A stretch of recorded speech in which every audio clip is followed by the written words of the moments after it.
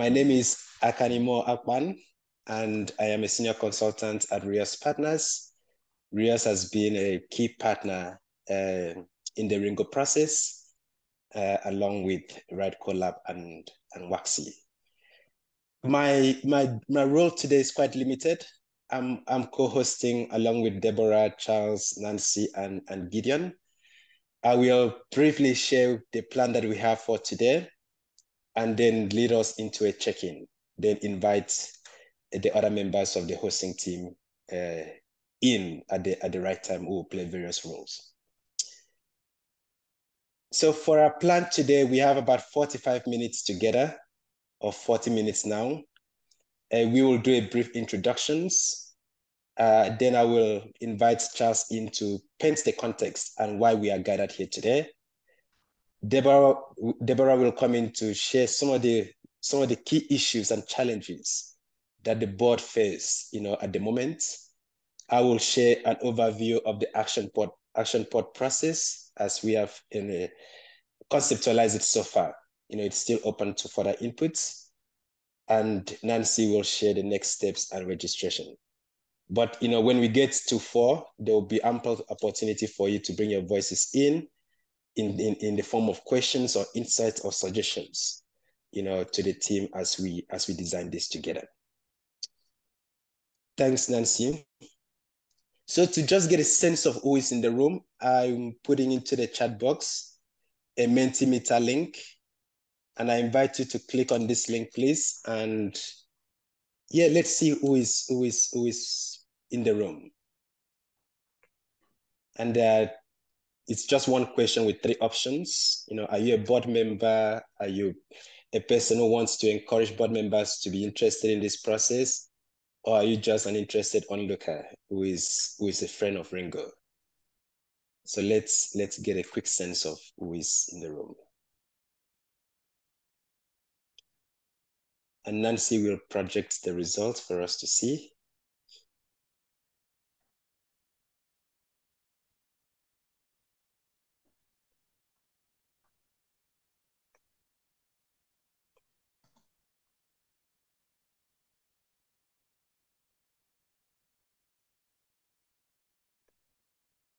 This is great. We have mostly board members in this space, and 2 onlookers that are very welcome. We have a big community, a big RINGO community, and we are gathering tomorrow as the RINGO community. Towards the end, you will hear more about the event that we have planned for tomorrow. So yeah, thank you everyone, and thank you for joining. Just to conclude this check-in, I would like you to put into the chat box your organization and one intention or question that you're coming into this session with. So from where have you calling from, your organization, and is there a question or an intention that you have for this session?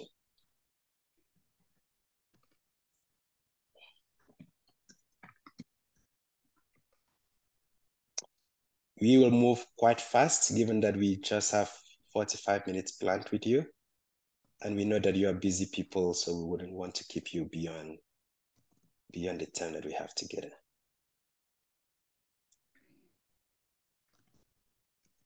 Thanks, Mamoudou.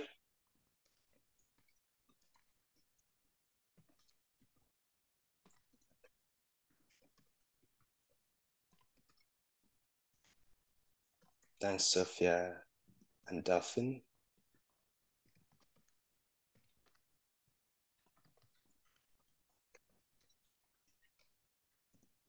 We'll give it 30 more seconds.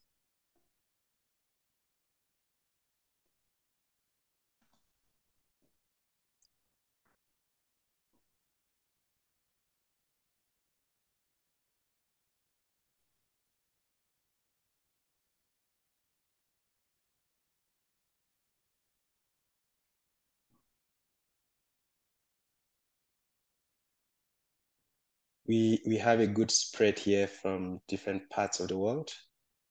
That's really exciting.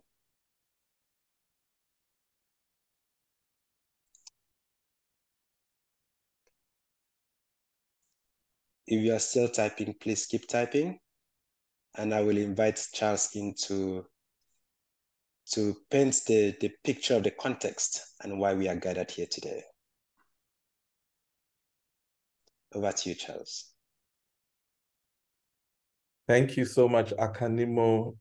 Good afternoon, good evening, possibly maybe good morning, depending on where you are. So my name is Charles Kojo Van Dyke. I work at WAXI, and I'm also a member of the core team for RINGO. So why are we here today? I think it's been an amazing journey so far. We've had 2 years of RINGO, 2 years of working together to look at the system, 2 years of coming up with innovations and prototypes. So I know that there are some people here who know about RINGO and know about the process that we've been through.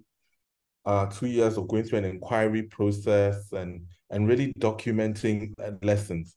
And one of the things that came and out of this process, and which was quite resounding, was the fact that we needed to focus on a specific influencing agenda to identify the key stakeholders within that system that will give us a much more greater chance of reforming the system and even better transforming the system to be more equitable and just.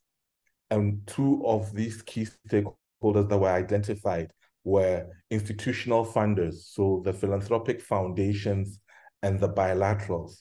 We also identified trustees and members of INGO boards. And so what we decided with the second phase of RINGO is actually to focus on engaging with these two key stakeholders. And so that's why we're here today with the board action pod, where we now have the opportunity to work with board members and trustees of some of the largest INGOs in the world and some of the most influential representative INGOs in terms of not only size, but geography, and also issues that the INGOs are working on. One other particular importance of this process is the fact that board members are often engaged a lot in looking at issues of growth and compliance. They look at basically the general health of organizations. And so often conversations about systems and systemic inequalities and issues around reforming the ways INGOs work with their partners are not usually top of their agenda. And so in the systems change conversations, INGO board members are often overlooked, and they're not part of these conversations or central to pushing these conversations. And so we found it important that creating this action pod will also provide an opportunity for board members to get more involved in these kind of conversations. So the pod has been designed to target board members and trustees, those who are playing critical governance roles in INGOs, providing a space for exploration, but not just exploration, but also experimentation, working together to think strategically and come up with solutions that we can go and apply back on the boards that we serve.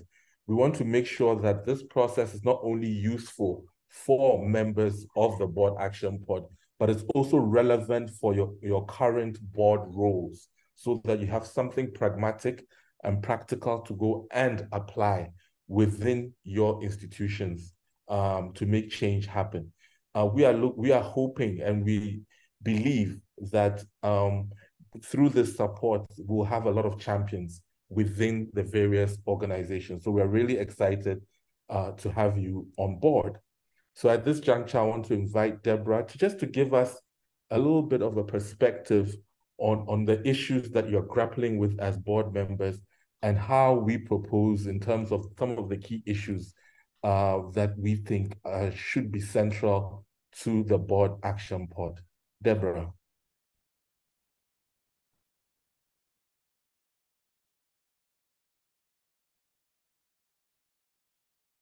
I think you're muted.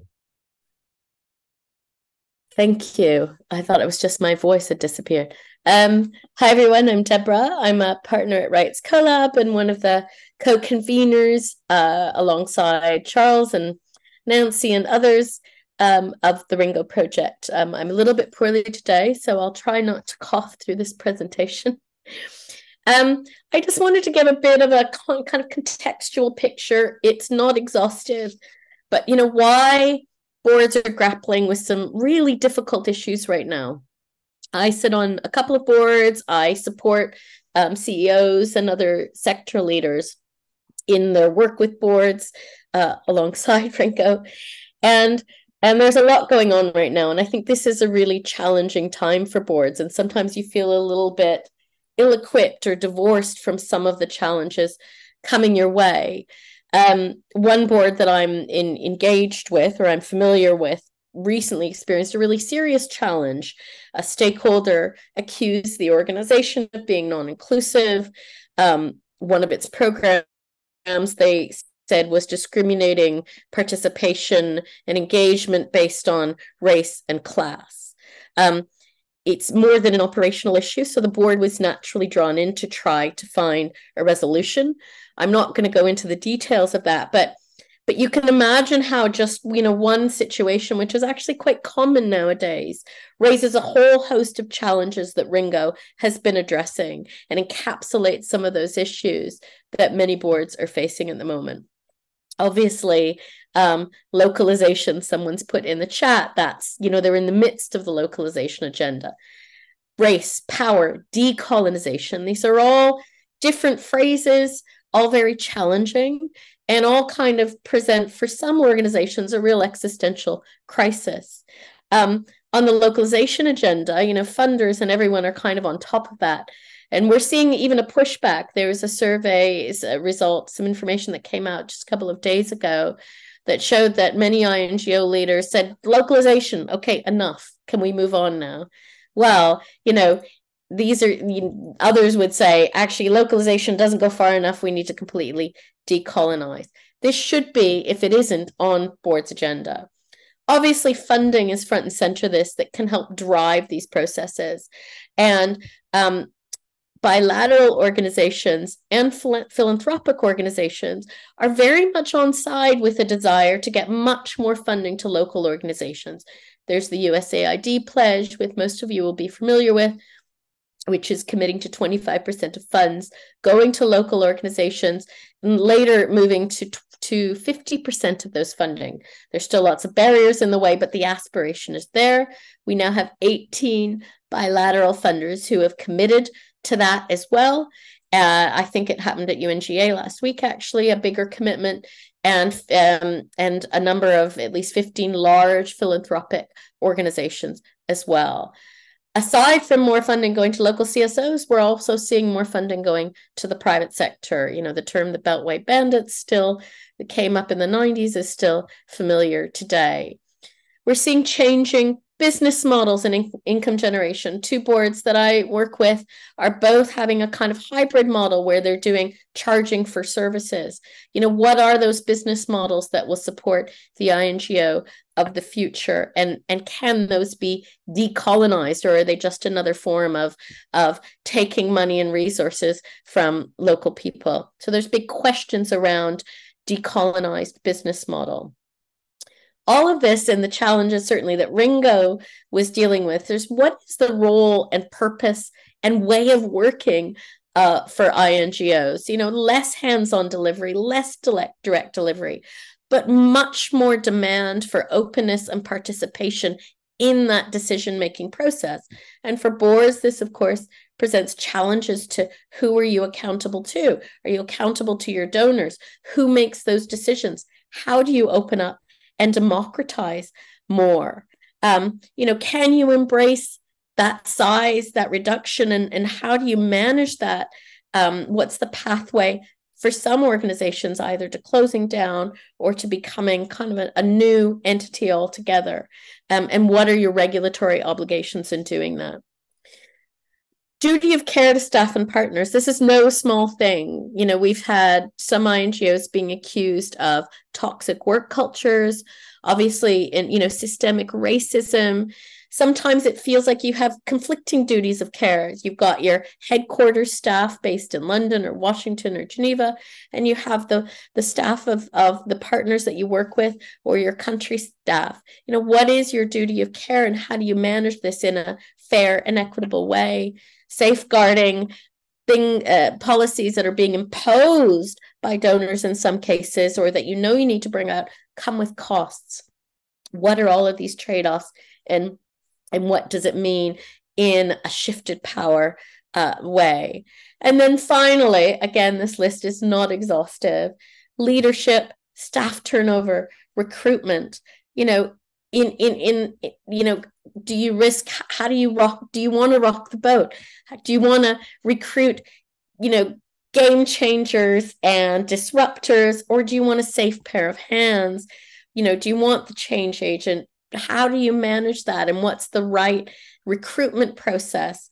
I think when senior leaders are being challenged with some of these issues, many of us are, you know, would be accused of white fragility. What are those issues around? You know, your concerns about losing your leadership. How do you manage those issues? These are tough questions. These are live questions. And what we really want to do is provide a way that we can talk about these. I didn't get into closing civic space. That's a whole other area that boards are concerned with as well, is clampdowns. But these are the issues, amongst others, that we want to be able to address in the Board Action Pod. Next slide, Nancy, if you can. So the key issue areas that we hope the Board Action Pod will address in a really creative way, and Andrew Akanimo is going to talk about that: addressing systemic inequalities within the INGO sector, balancing your impact with the need to support local civil society, local empowerment. How do you shape strategy participation? How do you open up and democratize? And how do we create a much more solidaristic sector that's not being driven by the northern-based, Western-educated boards, all of us based mainly in the north? You know, we can change and create more diverse boards, but can we make sure that that is also based in global solidarity and democratized? And these are all some of the topics and more that you bring to the table as well, that we want this space to provide.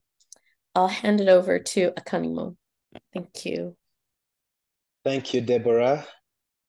Nancy, please move to the next slide. And here I will just share very briefly the key objectives of this action pod, or the key constituents, you know, what will constitute it, and then share, you know, briefly the format of the action pod. So we have a three-pronged objective to this action pod. The first one is to connect, to cultivate, and to contribute. So if you forget everything from this section, please remember those 3 C: connect, cultivate, and contribute. And to connect is to create a space where we are not just, you know, speaking to you, but there's a community. You know, you're engaged in conversations with other board members, hopefully sharing learning experiences and insights, you know, with your peers. The second objective is to cultivate. Here we hope to introduce you to new, perhaps useful frameworks and tools, perhaps some case studies, but also provide access to expert guidance. And if you need some coaching, you know, there'll also be opportunity to provide coaching. But we do not just want to offer, we also want, you know, to create a space where you can contribute. And here we are thinking of creating a space where the members of the action pod can together develop new tools and knowledge in order to influence the sector and influence their organization. So these are the 3 C's. And again, this is underpinned by the idea of collaboration, that we cannot do and make meaningful progress alone. We need to work with allies, and sometimes even people that we do not like or trust. So to kick off this process, we hope to begin with an onboarding call. Charles will share briefly the dates of those calls with you. But the idea of the onboarding call is to create an opportunity to surface the issues and the challenges and the things that matter to you. We have certain ideas of what is needed, but as Deborah said in the issues, they are not exhaustive. So the onboarding call will be an opportunity to hear your inputs, hear your pain points, and design accordingly, so that this process would meet your ultimate needs. And in phase one of this process, it will be a closed cohort. Once you begin, the group will be closed, and they will join it together for the duration of the action pod. And we hope to meet every 2 months for 6 months. And the intention is to start sometime this year. And we have a lot of people who have already enrolled, and we are still taking new organizations of people who are interested in joining. So the 3 objectives to connect, cultivate, and contribute, would guide the design of this pod. Next slide, please. And the format of it, there are 3 or 4 points here. The first one, as Deborah said, is to create a space of co-creation, and we want this co-creative spirit to be front and center of the whole process, meaning, from inception, how we are doing the onboarding call has to be very co-creative, down to the design and delivery of this action pod. But again, we want to open up a space for open conversations and critical analysis, in a very collaborative environment. And it's not just a one-way street of, the RINGO speaking to you or telling you what to do, but it will be, quite a collaborative environment. And of course, as Deborah started, speaking to, it has to be robust. The conversations might not be easy. It will be challenging. Hopefully you get to even do some work yourself. Look at yourself as you look at the organization and look at the world.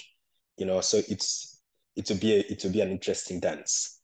Again, this will be structured, to enable active engagement, but also enable some fruits, for us to produce something meaningful and useful together. So this the 3 objectives, and this will be the format. Again, this is not cast in stone.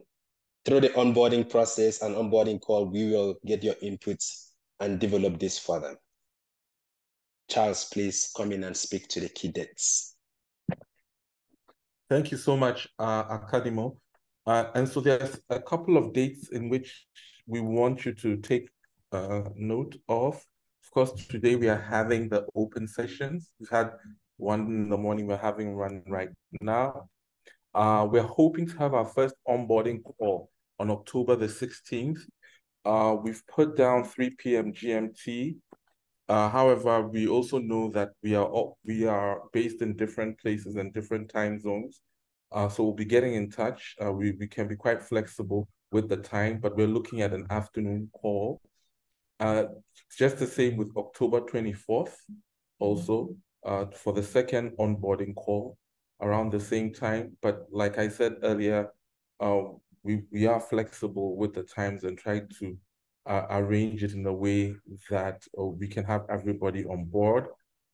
And then hoping that in November 16th, we have our first inception meeting. And of course, the way that inception meeting will be designed and the way in which we would engage will be based a lot on what we contribute in the onboarding calls.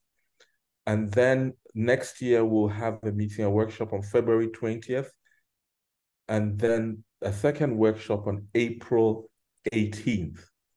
And now after the April 18th, somewhere around June, July, we are also hoping to have what we call a RINGO retreat. We've not put the dates down there because we are yet to really solidify those dates. But the idea of that retreat is to bring together members of the Board Action Pod, members of the Funders Action Pod, national and local organizations, and also other interested parties in an in-person kind of conference or gathering. So as RINGO, we don't only convene the Board Action Pod, Action Pod, but we also convene a Funders Action Pod. And so we are hoping to bring members of both action pods, national and local organizations, and other interested people to this conference And the idea is to share ideas, to share the learning from the various action pods, and really to engage and strengthen the community so that we can be more effective in influencing policy and practice. And so this is the idea, and these are the dates that we have settled on. It would be great for all of us who are interested, who are already signed up to the board action pod, to take note of these dates. So thank you so much, Akanimu. Thank you very much, Charles. And if you are interested in joining the Founder Action Pod, Deborah has put our email into the chat box. Please take note of that. We want to open up the space a little bit for some questions and reflections and insights that you might have. And we will try and respond to some of those questions here. So please feel free to raise your hand and I will invite you in, but also put into the chat box if you're comfortable doing that. We'll have about 7 minutes to just take questions and sort of be in a little conversation together. So if you have any questions or insights or reflections or suggestions, whatever it is, please, we would like to hear. Nomsa. Yes, thank you. This is my first meeting joining this board action pod. And I noted that you said RINGO has been meeting for 2 years. So I'm curious about, what have I missed and how much have I missed? And you have people kind of joining at different stages, and, how do people catch up? Do they catch up? What are the documented lessons and learnings that you referred to that maybe could be shared with those of us who are new to this process? Thank you, Namsa. You have missed a lot, just to say. But this is the first, we are just about to start the action pod. But Deborah will speak to the different phases of RINGO and situate this within that bigger picture.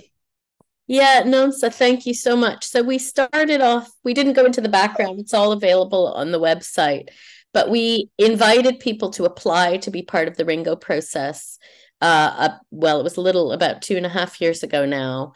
And we convened a microcosm of the system of people in boards, leadership, in INGOs, in African, Asian, Latin American CSOs, in the funder community, both government and otherwise, and across sectors, environment, development, human rights, and humanitarian. And we did a 2-year, the first year was really investigating what are the issues around shifting power and what were the barriers to action.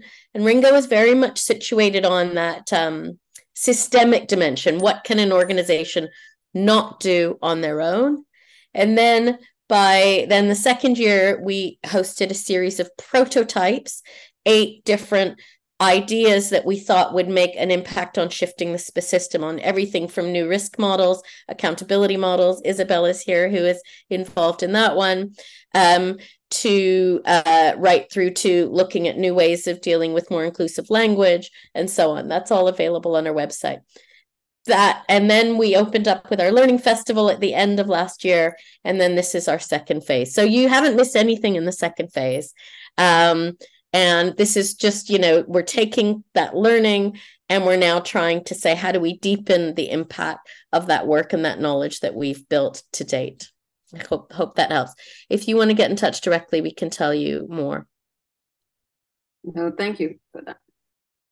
Thanks, Deborah, for that picture of the landscape. Sophia. Hi, thank you so much. This feels like a really important space, and I really welcome those introductions. I thought the way that you articulated the challenges and the way forward really resonated with me. When you put up the Mentimeter, I was temporarily flummoxed, because when you said, are you a board member or are you I can't remember the other term, that a sort of interested individual, I was like, I'm both of those. And I've chosen to be here. I kind of hopped on fairly last minute, and I've sort of self-selected myself to be honest. I haven't yet spoken to the rest of the board. So I'm certainly representing myself rather than the board. And that leads me to two questions really for you, because obviously I'd want to then go away from this meeting and put this back to the rest of the board, see who else from the board wants to join, whether they're happy with me representing from the board. So firstly, would I be able to share a recording of this meeting and some notes with the rest of the board to sell it to them and to ask for their sort of blessing to be part of this, not just on behalf of myself, but on behalf of the board. And then secondly, I saw that, collaboration is underpinning it, but I'm interested in how we handle going forward the confidentiality side of it as well. Because obviously as board members, we're privy to all sorts of fairly sensitive issues around the working of our organisation. This collaboration is only going to be helpful, I suppose, if we're very honest and we lift the lids on our organisations. But there will be limits to what we can do, and creating a safe and confidential space for that's going to be important. So I'd love to hear your thoughts on both of those. Thank you. Thanks, Sophia. Very important questions. Charles, do you want to take the first step here? Yes, sure. So I'll speak to the access to the recordings. Yes, we will share the recordings.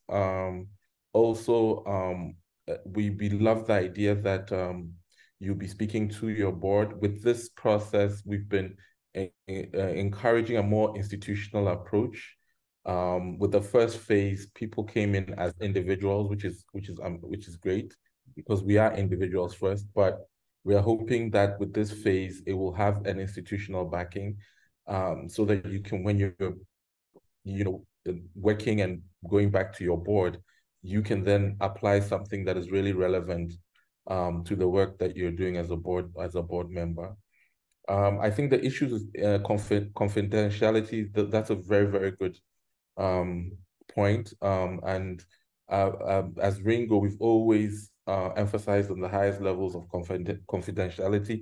One of the things that we always do is ask for a disclaimer in terms of really asking participants in our process to show high levels of responsibility when it comes to information that is shared.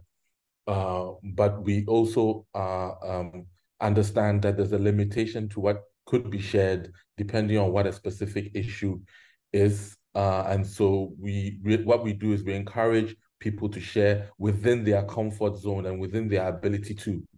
And we would not encourage you to share something that may jeopardize either your position or maybe the organization's position, etc. So these are things that we will discuss and we will agree together in terms of what are the rules and ways of engaging that this action pod will follow. It will be an agreement. It will not be something that we will prescribe. We will all agree as board action pod members. I hope that's helpful. Thank you, Charles, for that. We can take two more questions, and I'm not seeing any. I'm seeing some questions input in the chat box. Okay, I've responded to that. Let's take two more questions, or reflections, or insights. There's something I wouldn't mind adding that I probably should earlier, is this systemic nature. So it's not just about the change in your organization, but RINGO is very much about collective action, which is why we have that RINGO retreat at the mid next year with funders, because there's a lot of things and a lot of barriers and misconceptions. So boards are worried about loss of funding if they do certain things. We want the funders in the room. Funders might be demanding certain things that aren't practical, and we want to build that systemic understanding across the board. And and also think about what this collective can do and where they do have potential influence in the system, where we are seeing barriers to shifting power, decolonization, localization. So I think it's worth stating that it's not just about the change in your organization, but it's leveraging that power to bring about wider change in the sector, in the system.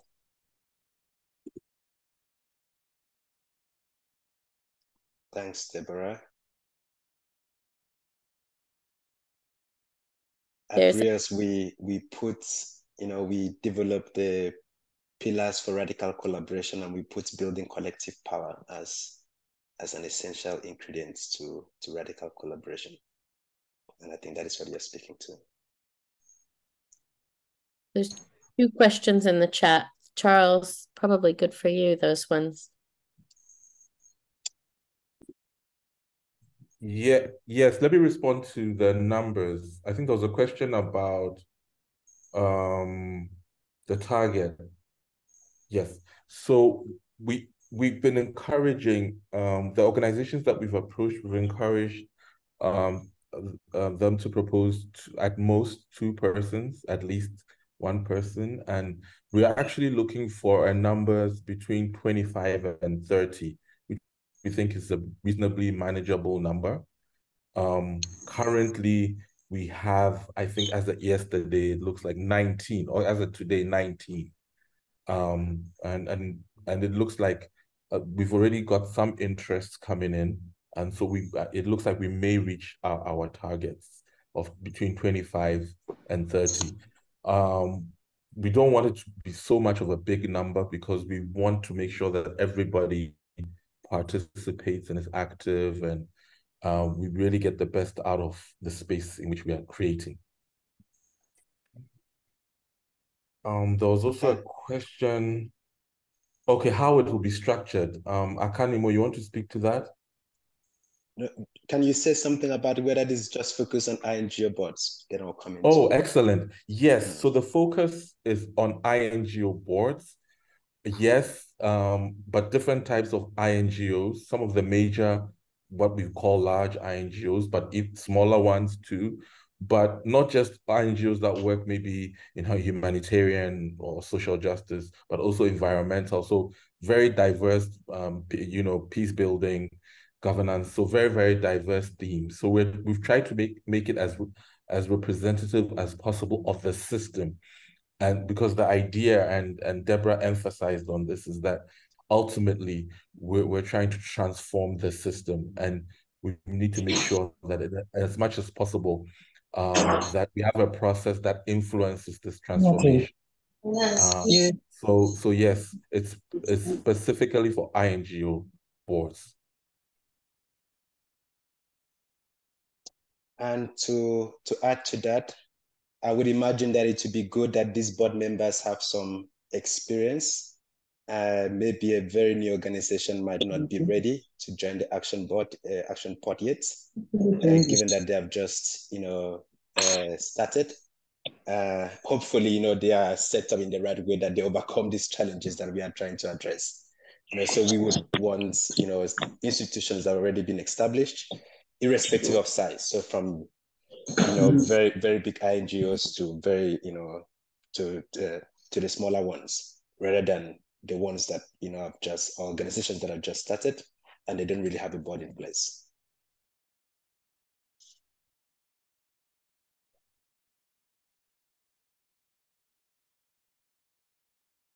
Okay. There's a good question. Is there a pod for local NGO boards? Not yet. But I know, Charles, you've been thinking about this subject, haven't you? Yes. We work a lot more with national and local organizations. So we've been thinking a lot more about supporting boards. We do within programs and projects. But we've also been thinking about something, from learning from this experience, to do something that actually is much more suitable for national and local organizations. But for them, it will be, I think the objective will be a slightly different from the objective of the current INGO boards that we are working with. But it's something that we are thinking about. Ultimately, it's about resources. So we're working on it. Thanks, Charles. Now that Isabella, is that a question? Okay. Now that we know about the action part, what is the next step? Nancy will tell us about the next steps and registration. Yes, thank you very much, Akanimo. So the very first next step is for you to show your interest and join the INGO Boards Action Pods. You can reach out to Charles directly. So Charles, kindly share your email in the chat so that people can reach out to you, or you can reach out to any of the Ringo members here if you're interested, or if your organization is interested, and you can recommend board members to join. So once we get you your contacts, then we can engage with you from the onboarding course. But also, we also want to get to know in the different ways how you may want to be interested, so that we can also approach you and follow up. So I'll be sharing a very short survey in the chat. Kindly let us know more about how you would like to engage in the action pods, and then we will facilitate the process by taking the initiative to reach out to you, and then we can continue it from there. So it takes it's just about 6 questions, so it takes less than 2 minutes to fill. So Akanimo, can I give some time so that Yes, people... please. Let's do that. Let's please click on the link, and if you could complete this survey now. And as you do that, Nancy will tell you about the event we have tomorrow. And thanks, Isabella, for that prompt. Yes. So for those who have raised Ringo, if it's your first time connecting to Ringo, it's not too late. We have what we call the Ringo community. So Ringo continue to nature and bring everybody along the journey of the work that we do. So we have quarterly conversations with the entire Ringo community on various things that we are doing from our innovation. We had one 3 months ago, and we focused on language. That's one of the innovations that we engage on. Tomorrow at 12 p.m. GMT, we'll be having another conversation on participatory grant making, which emerged from the first phase of Ringo, one innovation on participatory grant making. We have put together a toolkit that will support funders and INGOs to engage with partners in a participatory way when they are giving grants to local organizations. So kindly join. Thank you, Deborah. Deborah has shared the link to register to join the Ringo community gathering tomorrow. Just click on the link and let's meet again tomorrow and get more information about what we are doing. And you also get the space to know other things that Ringo is doing and how you can also get involved in it. So let me check. We have a significant number of people who have responded, but then we will need more of you to share your responses in the survey so that we can follow up. Thank you very much, Akanimo. Over to you. Thank you, Nancy.